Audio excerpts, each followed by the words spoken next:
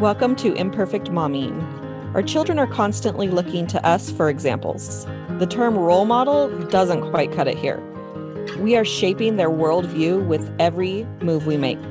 You see, it's not in the lectures we give or moments where we are actively attempting to teach them. It's in the micro movements we make, the unconscious ways in which we navigate life. We are constantly teaching our children how to show up for themselves, their friends, their future partners, and even their future children. So what can we do to ensure we are raising thoughtful, compassionate, self-aware human beings? We have to become them ourselves.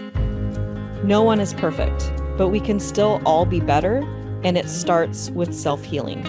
Let's get to it.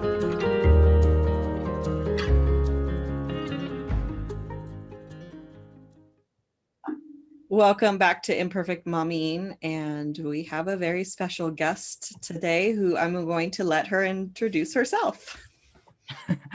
Hello, my name is Ngozi Okafor. I am a mindset coach for moms, for mom entrepreneurs who lack self-worth and confidence, and I help them build their confidence, build their self-worth so they can create their lives they love, dominate in their business and in their lives. It's so amazing and super important, and you and I are similar in what we do. And so what do you feel like the biggest struggle? You mentioned self-esteem, self-worth. Is that Yes. something that you think that all moms struggle with, that most moms struggle with? Is it? I know I've struggled with it. Yeah. Well, I wouldn't say all moms struggle with it because I don't know all moms, but I would say a pretty large amount of moms do struggle with this from the moms I've spoken with, from my own personal experience. This is something that we struggle with. No one gives us a manual Right. before we become moms. Our moms never had manuals and they did the best they could given what they had. So definitely, I think this is something that many moms struggle with from my experience. Yeah. Yes.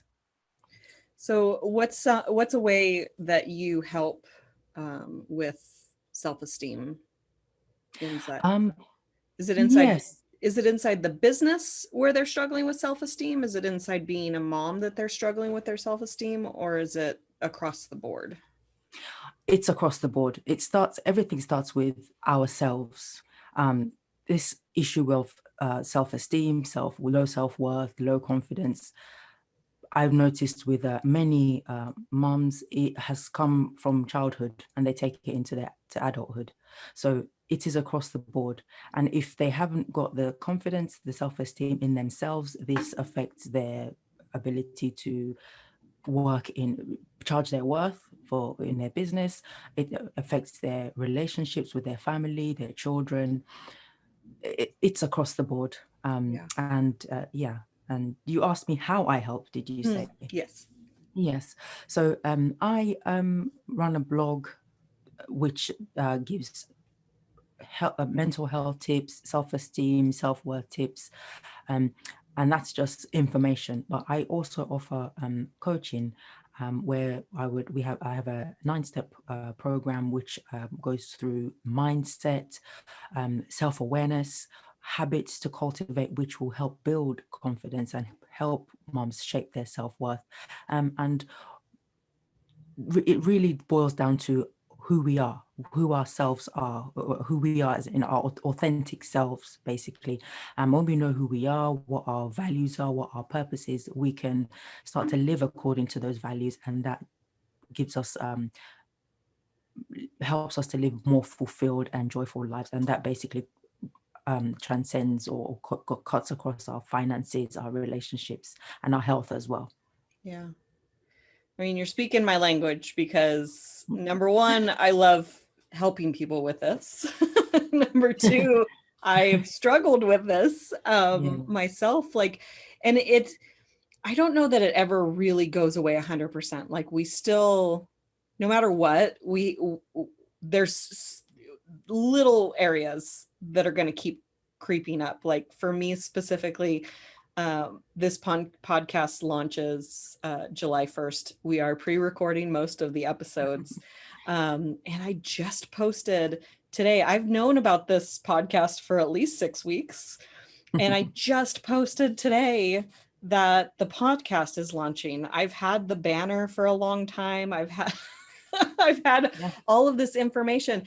And then yesterday, my friend practically screamed at me to post that I was featured in a magazine, that one of my blogs was featured in a magazine. And there's that little voice that says, nobody cares. Nobody, here you go bragging again about all the stuff that you're doing.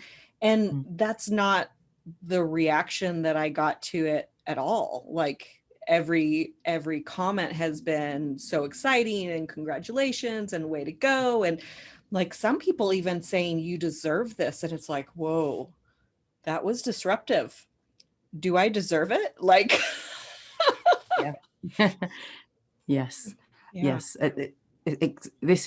This mirrors exactly what I have gone through, still going through. This is a journey. It doesn't ever go away. I think we build our confidence by taking the action, knowing what we want, taking the action that we want, and consistently working at it, because it never goes away. I don't think it ever goes away. We just grow and evolve. I mean, we're still living, aren't we? So it's daily challenges, but this is life. Yeah. How do you think that self-esteem affects parenting specifically? Because I think most of my listeners, I would imagine that some of them are business owners, but I like to talk to non-business owners just as much as I like to talk to the entrepreneurs that are listening. But how do you think that low self-esteem affects you as a parent? It affects us in many ways. We, if we have low self-esteem, we second guess ourselves. We're not sure if we're doing the right thing, parenting properly. And then apart from our children picking up on these negative vibes, what are we teaching our children? It definitely impacts our parenting. If we don't have self-confidence, we most probably will not be able to impact or positively impact our children in terms of teaching them their own self-worth, their own confidence, their own self-esteem. So, and then the cycle just continues. It definitely impacts our parenting. Low self-esteem can lead to depression. And if we're depressed, if we're not looking after ourselves, if we're not building ourselves up, how are we effectively parenting our children? It definitely, entrepreneurs, workers, whoever. Right. If you're a mom without your self-esteem or not knowing your self-worth, you've got low confidence, you don't believe in yourself, it definitely impacts not only us, but our children and even our other relationships. Right. Yeah, that's basically the premise of the podcast, is that, that our kids aren't watching, or they're not listening to our lectures. They're not listening to us say, think highly of yourself. And which, if your self-esteem is super low, you might even tear your children down, because we're not born hating ourselves. That's a very unnatural thing. And low self-esteem is a version of self-hatred. And we're not born that way. And so a lot of times, like, we won't even realize that we're doing it. So a girlfriend of mine just told me yesterday, I reference her on the podcast quite a bit because I know she's listening. But, she grew up with people telling her she's not pretty, you're too fat, you wear too much black, blah, blah, blah, like all these things about her. And so she has a little girl, and she's self-healing through parenting, which is something I did in the beginning too. Like, I parented differently because of certain things that were that I had experienced, and so she's doing the same thing. And so she tells her daughter she's beautiful, and her daughter is or her my friend's husband, the father of her daughter, is talking to his mother, and their daughter comes in front of Zoom, and she's just da da da da da chitter chatter, and she says, "I'm beautiful," and her grandmother says, "Well, I wouldn't go that far, but you're pretty." Right? Oh. If you're not watching the video, Ngozi just made a face. It's just, could you imagine hearing that as a 3-year-old? Like, I pray she didn't hear it, and that it didn't register.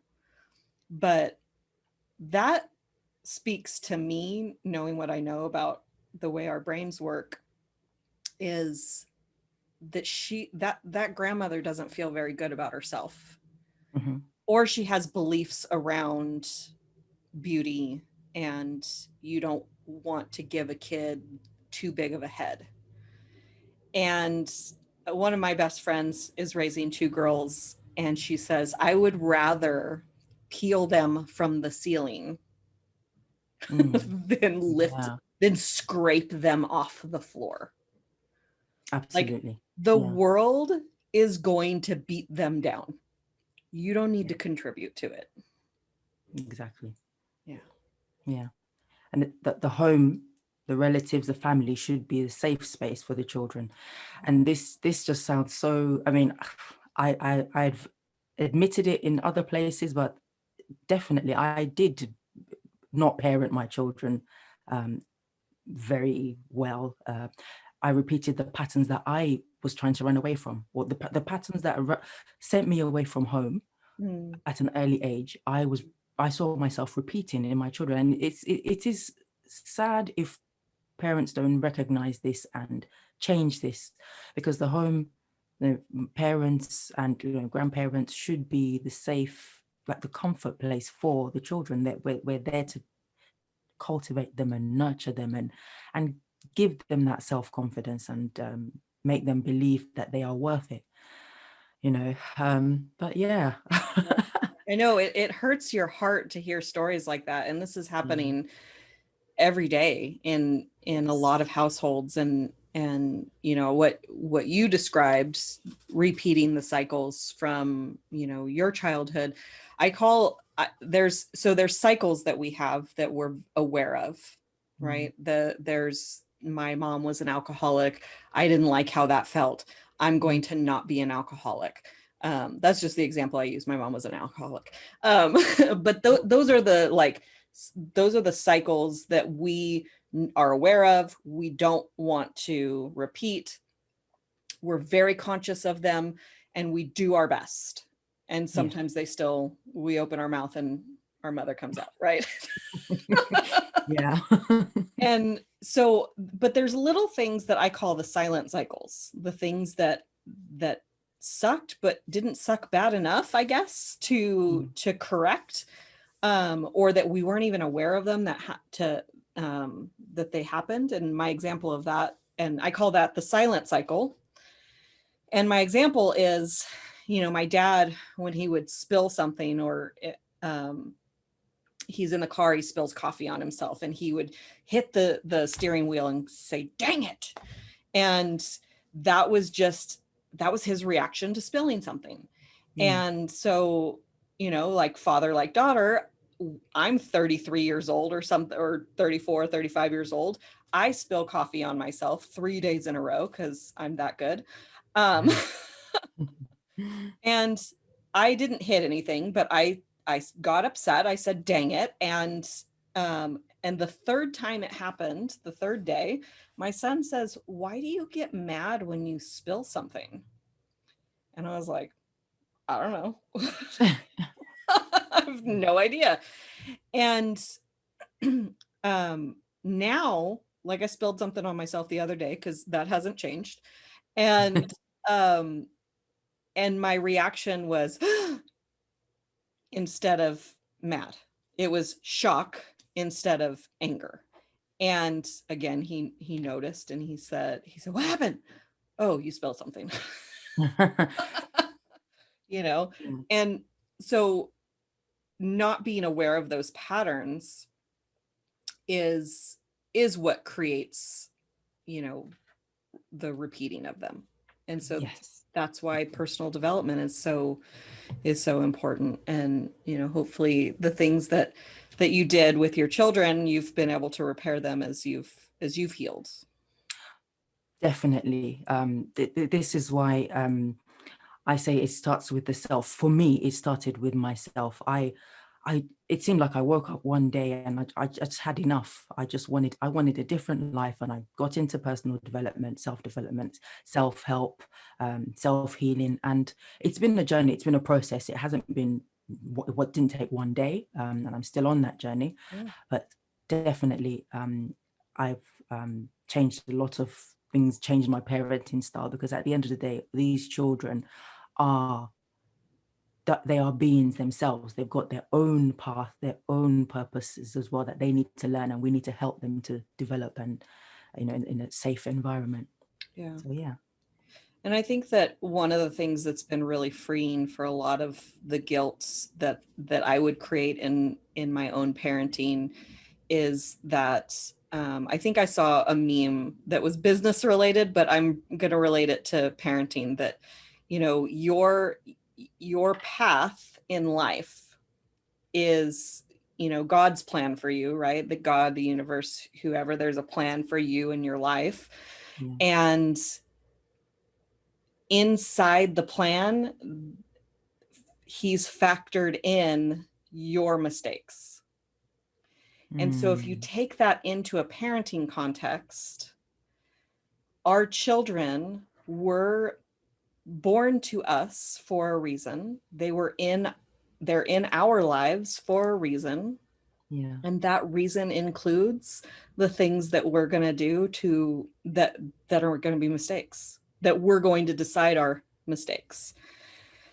And I'm using air quotes if you're not watching the video. So, you know, because the things that we decide, things that are mistakes, you know, and I know that my mom has felt a lot of guilt about the choices that she's made in her life and the things that she did or didn't do as a parent. And in reality, like, all of those things that she did, all the things that my dad did, all the things that my step parents did, all the things that have happened in my life have been part of my journey.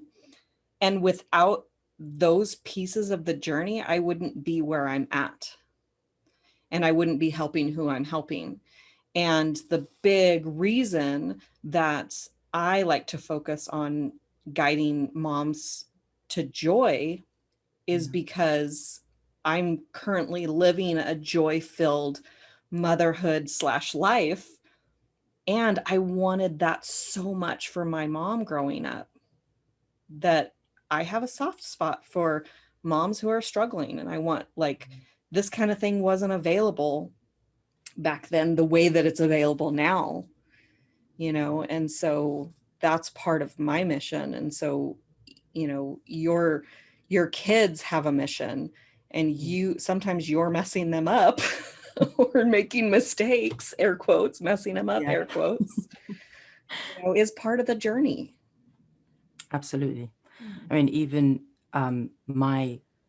we're on a similar journey, as you mentioned, because even my coaching is focused on mums, Right.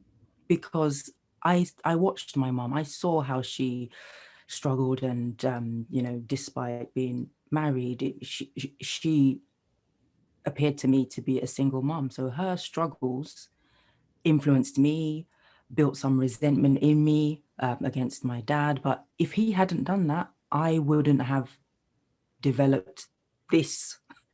So all these things that happen to us are actually happening for us. They're there for us to learn lessons, to learn lessons, overcome things, and help other people that would be going through similar issues. Because even though there are billions of us in the world, there are things that there are things that are similar across the board. So yeah, our past has happened to us to shape us and to help us to fulfill our purpose as well. I remember the first time I heard that phrase, what if things in your life didn't happen to you, but they happened for you? And inside my struggle, hearing that for the first time, you just want to flip off the person that said that. Yeah, I didn't get it. It's not something that you want to hear in the middle of your struggle.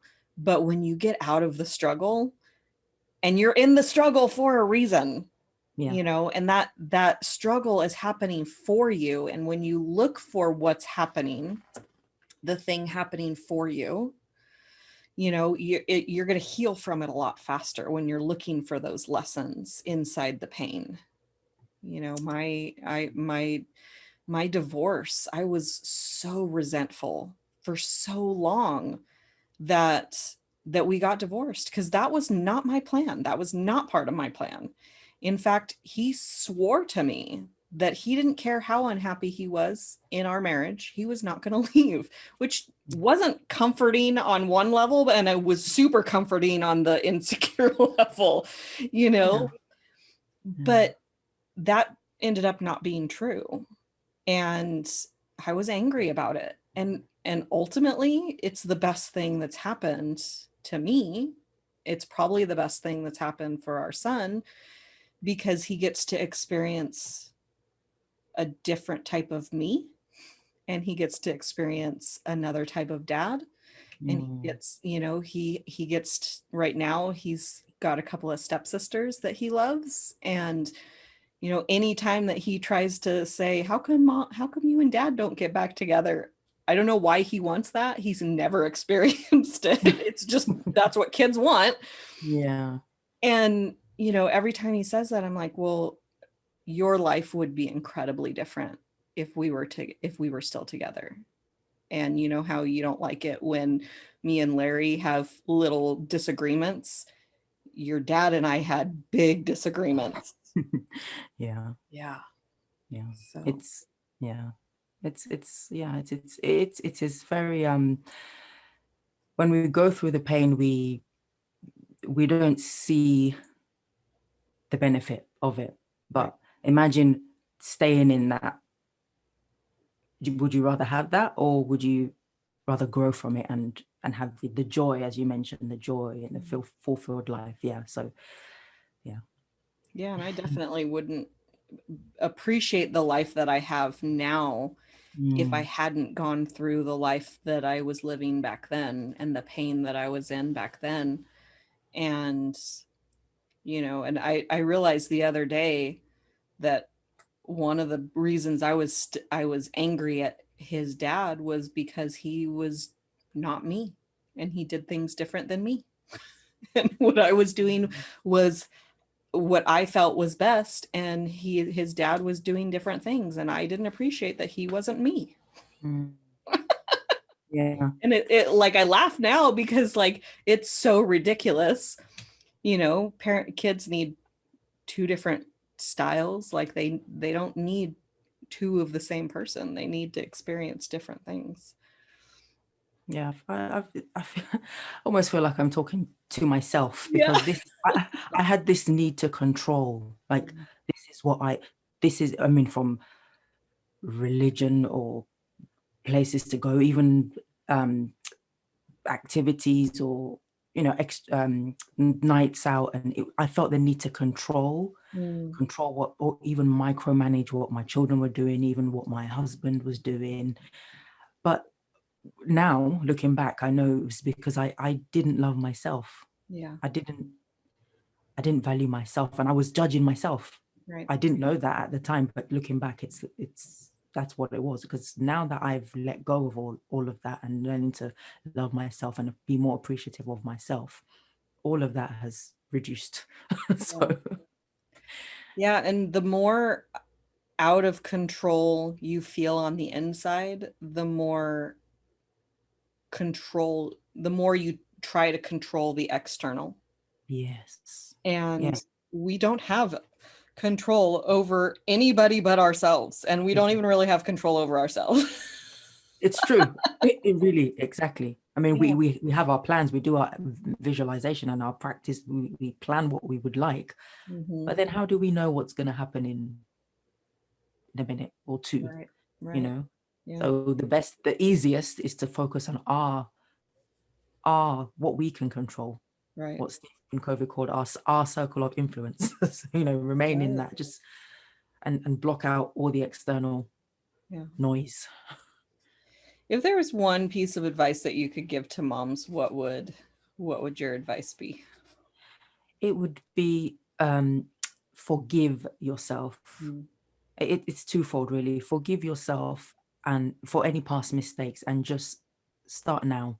Yeah. That we always have now, we always have today. So don't judge yourself and don't dwell on the mistakes you've made in the past, because that's not gonna change anything. Yes, acknowledge it, realize you made these mistakes, and acknowledge that you wanna improve and make plans of what you are gonna do, but don't dwell on the past and don't judge yourself, because you're only gonna depress yourself and keep living in the past, which is not helpful for yourself and it's not helpful for your children.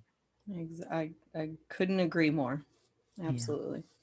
Is there a book that was exceptionally impactful for you along your personal development growth journey? Yes, there have been many books, but the one I will talk about or just mention is "You Can Heal Your Life," which is Mm, by Louise Hay. yes.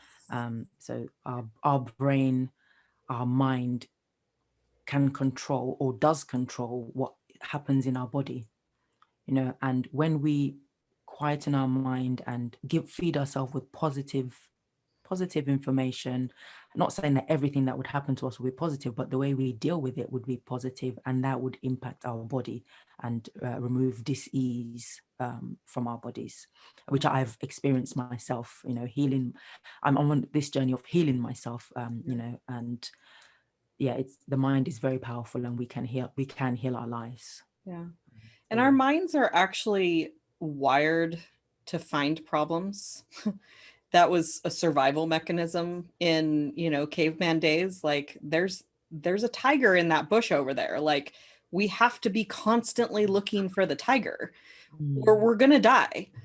And because our brain is wired to the negative, to look for the problems, we have to feed it the positive. We have Mm. to be intentional about to counteract that. Like I haven't watched the news like ever in my life. But when I was 22, I remember there was this new there I was living with my in-laws for a short amount of time, and they watched the news constantly, and so I would just sit and hang out with them, and there was this news um what do they call it, news story. It's like it's not an article. There was this news story that I'm not even going to repeat it, and I just remember for the rest of I'm 38 now, so I'm still talking about it 16 years later. Mm. That Yeah. it's like, I will not watch the news. This is why I don't watch the news, because it was so upsetting to me. And every once in a while I'd get sucked into watching like talk shows and stuff, and that's just fancy news, or slightly more entertaining news, and I was watching Ellen. I love Ellen. I do love Ellen. I love her energy, but there was um it might have been Ellen, it might have been the talk. I don't remember, but there was another story where, an autistic child was being bullied on the bus by the bus driver, I think. And I burst into tears. Like I was trying to put makeup on and everything, and I burst into tears. And it's stuff like that Mm. that just like, do we need to know about this? Is this information that we need to know about? Like, unless you're going to go do something about it, it's like, I don't know. It's a fine line, because Mm. we should be informed and we need to fill our minds with positive things. So I'm backpedaling just a little bit. No, absolutely. I've been sort of wanted to say, well, yes, me too, high five, because I don't watch the news either. Right. And every so often my mom would forward, well, almost every day. She's actually reduced it now because I don't open those the things she forwards to me, like the bad news and war going on here and there and people killing each other in different places, and even the global issue going on right now. Yes, it's there, but I don't need to hear of the negative.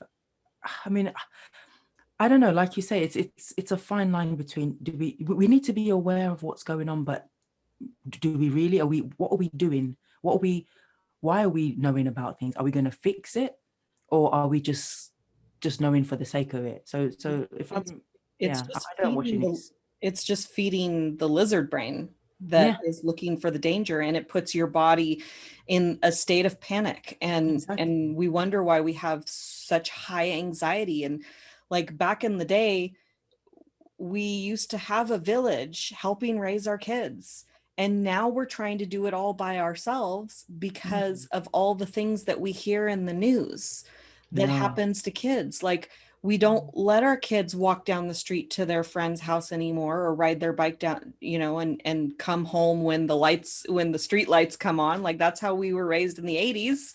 You Yeah. you don't come home until the lights are on, and you just play outside and you have a lot of fun. And I told my son that, and he goes, man, I wish I could have lived in that time. Like, Yeah.